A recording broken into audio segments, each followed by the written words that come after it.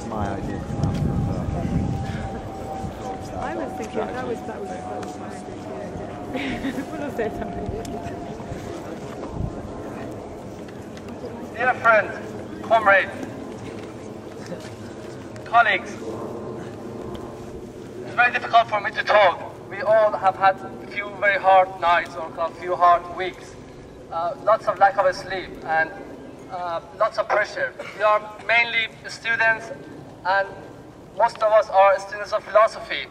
But in the last 2 weeks, we had to negotiate with people who, although they had the title of being academic, but they were mainly business people, and they made us learn how to negotiate with them. We refused to learn to enter the language, but nonetheless, we went through a very, very rough time.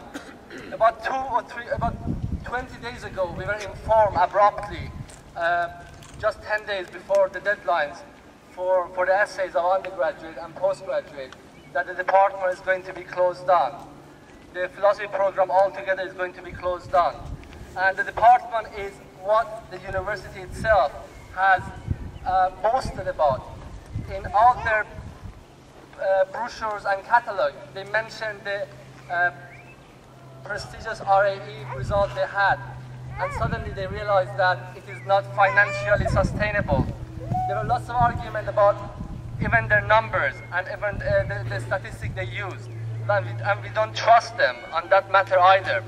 But then the bigger problem is why the education needs to be treated with the criteria which is used for businesses.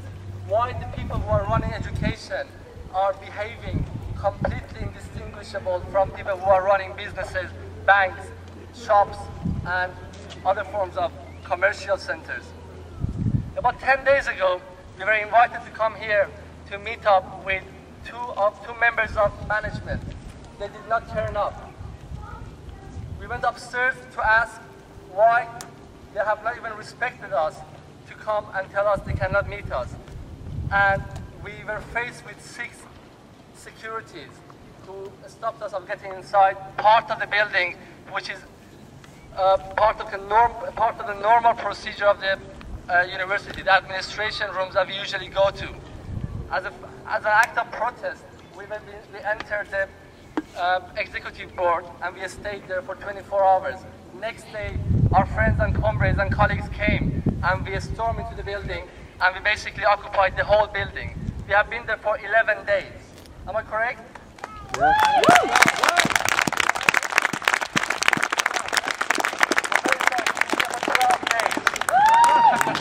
Considering that the last night we were dealing with the threat of injunction, which was served to us around 8 o'clock, and with the fact that we were in shock that the management, which closed on our department, the management, which treated philosophy like a matter of business, now is going to ask police to come and deal with their students. The fact that they dare to threaten us with imprisonment, with fine, they dare to intimidate us, and especially with mentioning specific names of the students, was enough shocking for us. And we decided to defy such an act of intimidation. We stayed there after 8 o'clock in the morning, which was the time in which the injunction was effective.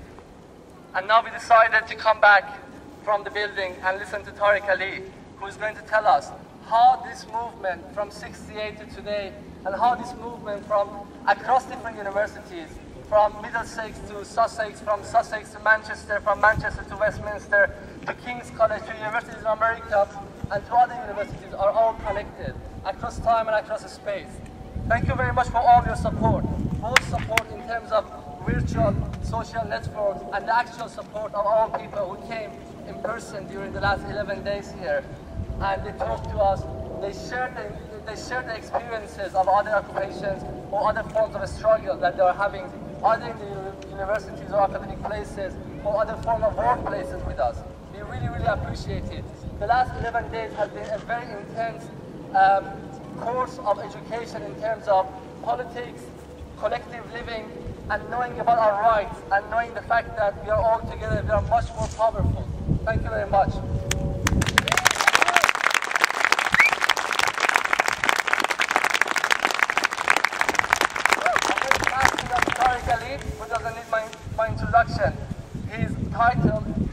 it's not a formal paper. Though we are in front of an academic building, but it's only a talk, and it's about sharing the experience of someone who's been fighting slightly longer than us, almost twice our age, and the title is Kentucky Fried Education, the Market Assault on Reason. I pass it to you. I'm very sorry, I cannot talk really. I'm not going to sleep.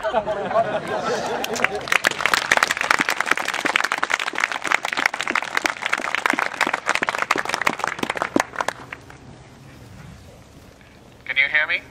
Yeah. Dear friends, I was very excited when I heard that you had occupied the building, because we live in times when any protest against what is being done by the rich and powerful, whether it is in the world of politics, economics, or the academic world, is frowned upon. People who decide that it is important to protest in order to try and right a wrong, in order to fight for justice, are often told you'll never get anywhere. If that had happened in history, no one would have won the right to vote. If that had happened in history, women would still be without the vote. Every single struggle that has been waged has led to enhance the democratic rights of people. And when the powers that be become obstinate, then one has to carry on the struggle. Now, what has happened here in Middlesex is not a total surprise, is it? Given the world we live in, and given the fact that leading politicians of every single mainstream political party, more or less, starting with Mendelssohn, who's now at least out of power, that's one good thing, said that education should be tied into the business world and to profit. And the logic of that is that any department that doesn't produce wealth, or any department in the universities that is not tied into doing something to help industry or business, is useless. Well, just think of it. On this criteria, some of the greatest philosophers that have been produced in this country would not have been given teaching jobs. Where would Bertrand Russell be?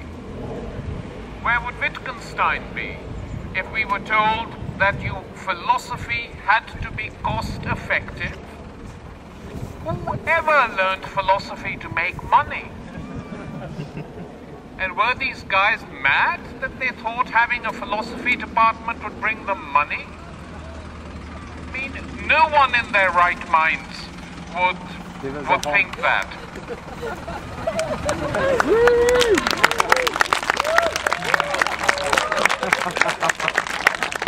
So, this is the first thing to understand, that the world they are creating in education in this country now is to provide what I call Kentucky Fried Education.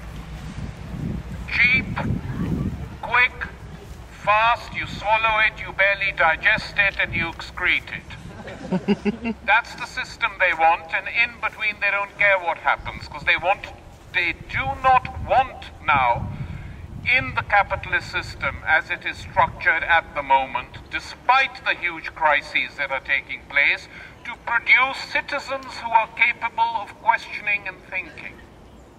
They don't need a system like that. Just like they don't need universities where students said, what you've done is wrong, we're going to occupy.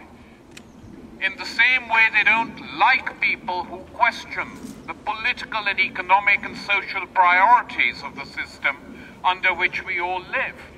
And we are seeing a process, this is part of it, where democracy itself is being hollowed out.